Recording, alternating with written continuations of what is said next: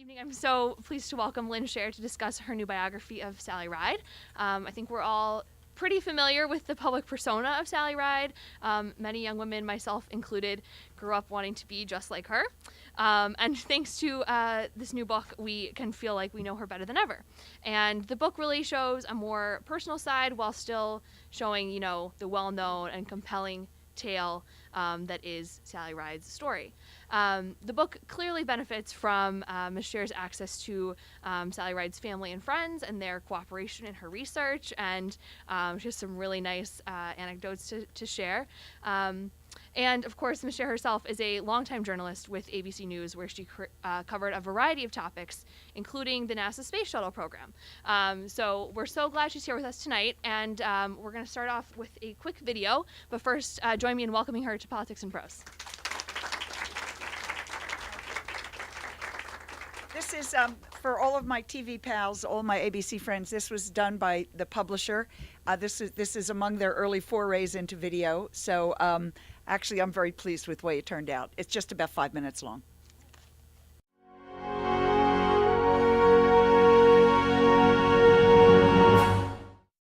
I'm Lynn Sherr, and this is History in 5. And I'm going to tell you 5 incredible things about Sally Ride, America's first woman in space.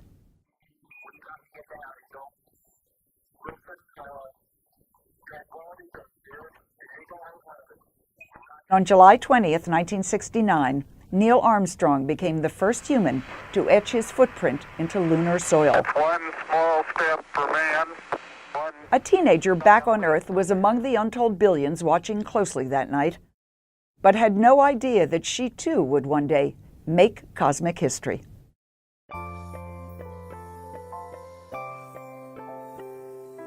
Sally was a baby boomer born in 1951, a valley girl from Encino, a Los Angeles suburb, who was a ranked junior tennis player. After her sophomore year in college, she realized she didn't have what it took, and she always joked that what kept her from turning pro was, quote, my forehand. Sally was fascinated by science, specifically astrophysics, the physics of astronomy. She was blessed with parents and teachers in high school and college who encouraged her scientific passion. And she confided in her best friend that she wanted to be famous by winning the Nobel Prize. Sally never considered a career at NASA because she didn't think women would ever be eligible to fly.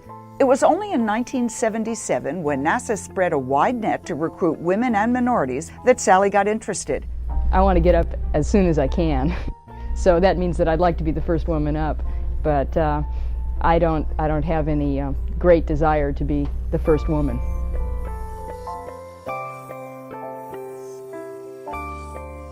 Sally wasn't the first woman in space. 2 Russians beat her to orbit, Valentina Tereshkova in 1963 and Svetlana Savitskaya in 1982. But in 1978, Sally became one of the first 6 women chosen to train as NASA astronauts, 6 women in a class of 35 new guys. I don't mind people asking me questions about what I'm going to do on orbit and whether I'm going to be doing any of the cooking on orbit, unless it's asked by someone who expects that the only reason that I'm flying is because Crip needs somebody to serve him coffee. Sally's on this crew because she's well qualified to be here. She and her colleagues trained exactly the same as the men, parasailing into shark-infested waters, practicing parachute landings, and she got totally hooked on flying. There's really nothing that I'd rather be doing right now. What I really want to do is fly as many times as they'll let me fly. Then, after 4 years of training, NASA selected Sally to be the first American woman to fly. I do feel that there's some pressure for me to not mess up. The publicity and the hoopla surrounding a U.S. female flyer made her an instant celebrity. When there was a glitch or whatever, how did you respond? How do you take it as a human being? Do you weep? What do you do? Why doesn't anybody ask Rick those questions?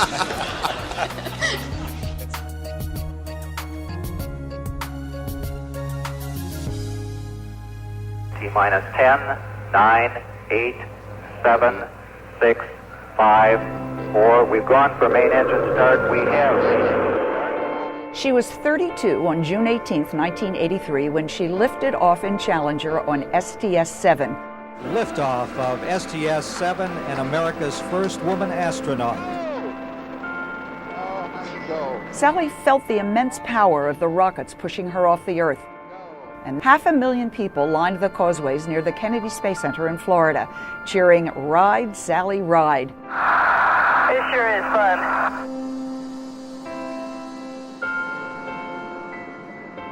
And then she floated blissfully throughout the cabin when they reached orbit. During the 7-day flight, Sally took in the view from the shuttle's windows. Being able to put on a pressure suit and then open the hatch and step outside and have a view of essentially the universe out in front of you. But she was especially riveted by the thin royal blue line of Earth's atmosphere. That's all there was, she'd later say. It's so clear from that perspective how fragile our existence is. Sally Ride was my friend for 30 years, but while I thought I knew her well, I really only learned about her by writing this biography. Sally was a fiercely private individual who avoided public appearances when she could and always preferred the company of 1 or 2 people to a crowd. Sally was a superb compartmentalizer who liked to control the narrative of her own life. And in an era when homosexuality was still not widely accepted, Sally kept her sexual orientation private. While at NASA, she was married to fellow astronaut Steve Hawley, a bond that lasted for 5 years. She then entered a relationship with another woman, Tam O'Shaughnessy, for more than a quarter century. Sally never talked about her life with Tam, never came out publicly. But Hawley supported Tam's decision to reveal their partnership after her death from pancreatic cancer in 2012. So who was Sally Ride? She was a space traveler who saw herself as an educator. She wanted middle school girls to feel the excitement that she had felt, and no challenge matched the thrill of watching the neurons fire in a young girl's brain when she learned about science. Sally was especially intrigued by the possibilities on the planet Mars, and often told children that they'd be the ones to set foot there. "It might be one of you," she said, "and that will be cool. That will be very cool." I was very honored that NASA chose me to be the first woman. It's time that people realize that women in this country can do any job that they want to do.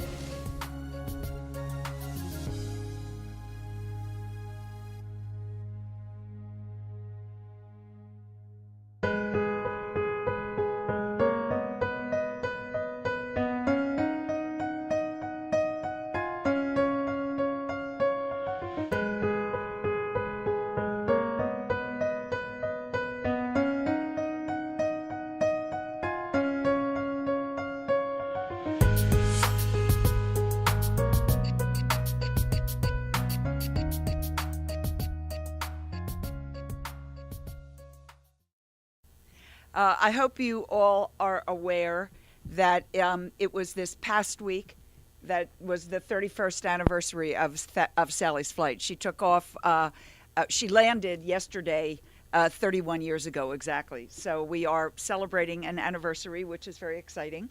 And thank you all for being here, and thank you particularly all my ABC friends. And is that Frank? Yeah. My goodness, so many people here. It's great. Thank you for coming and letting me tell you some more about this terrific woman who was somebody I covered and was somebody who was my friend. That's a little bit about Sally. I'll tell you a little bit more. I will tell you that her name is now attached to a number of important things. Several schools around the country, an impact crater on the moon, an outer space science venture, and soon a ship, a research vessel, will be called the Sally K. Ride, and scientists will be able to look beneath the sea for exactly the kinds of things Sally was seeing up in the sky. Posthumously, she was awarded the Presidential Medal of Freedom by President Obama. In her lifetime, she played herself in an episode of the TV show Touched by an Angel, and she threw out the first pitch at a World Series game. She was regularly begged to run for office, any office, and often asked to be the NASA administrator. She turned them all down. Sally was way too private ever to take such a public job. Plus, Sally grew up and lived most of her life in Southern California, in the perfect climate of Southern California. And when one of her NASA colleagues said to her during one change of administration, "What would it take to get you to take the job of NASA administrator?" Sally said, "If they move it to California." She was also funny and mischievous, and as I said, my friend. And the thing is, her real name was indeed Sally Ride. I mean, how does that happen? But she was not the inspiration for the rock hit Mustang Sally with its wonderful chorus of Ride, Sally, Ride. In fact, Sally always used to say she ran from that song her entire life. But I will tell you that at the launch, were any of you at the launch actually? Any of you covering it with me or there at the time? You were. The song you most heard was Ride, Sally, Ride, and my absolute favorite sign at the Kennedy Space Center was along the strip in Cocoa Beach. There was a restaurant, or excuse me, a bank that had a huge marquee, and it said, "Ride, Sally, Ride, and you guys can tag along too." Much more to Sally's liking was being acknowledged by Billy Joel in his song "We Didn't Light the Fire." Do you remember that one, where he listed, 56 historic figures or moments over the past 40 years to celebrate his own birthday? Sally Ride came between Wheel of Fortune and heavy metal suicide. And Sally actually, as the song shot to the top of the Billboard Hot 100, Sally actually heard it on the radio for the first time and nearly drove off a cliff when she heard it. Billie Jean King, who was a good friend of hers, told me that Billie Jean also heard it for the first time on the radio, and that every time Billie Jean would hear the song, Billie Jean, still turns up the volume so she can catch Sally's name. And I do too. So why all the tributes and why the fuss about this woman? I want to just start with a cartoon. And this is when Sally died 2 years ago of pancreatic cancer at the age of 61. There were a number of cartoons, political cartoons in papers paying tribute to her. And most of them would show a constellation in the sky shaped with her initials, or there'd be the woman's symbol or whatever. But this is the one that I really liked. And it's a picture, it's a teenage girl's bedroom. And on the walls are pictures of space shuttles and rocket ships. And on the shelves are physics textbooks and astrophysics textbooks. And it's a surprisingly neat bedroom for a teenage girl. And she's sitting there with her ponytail, and she's looking at the TV monitor. And on the the computer monitor. And on the computer monitor is Sally's obituary. And it says Sally Ride, picture of Sally. Sally Ride, 1951, 2012. And standing behind her is her mom, in her mom jeans. And the girl is talking to her mom, and what she's saying, this is the caption, what she's saying is, "Wait, are you saying there was a time when there weren't any women astronauts?" Yes, indeed. This is really what Sally's story is about, and this is why she is so important. Sally, as I said in the video, did not grow up with astronaut dreams. She wanted to be a scientist, and then she thought she'd be a tennis player, and when that didn't work out, it was right back to science. She was totally committed to being a scientist, was quite sure she'd be an academic all of her life and do research. And one day, she went to Stanford. She got her undergraduate, her master's and her PhD at Stanford in physics, astrophysics.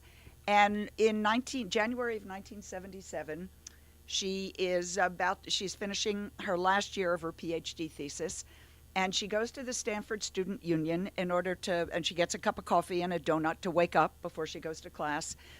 And she sits down and she picks up a copy of the Stanford Daily. And there, above the fold, is an article, big headline, that says, "NASA to recruit women." Sally reads the article, sees the requirements for this new category of astronaut called mission specialists, says to herself, "I can do that," puts down the paper, holds on to her coffee, goes into the next room, finds paper, pen, an envelope, and a stamp, it was that long ago, and sends off to NASA for an application immediately. This is a woman who was dead set on being an academic. She totally knew what she was going to do for the rest of her life. Boom, she pivots, turns on a dime. It totally changed her life. Some 25,000 people also sent in for that particular application.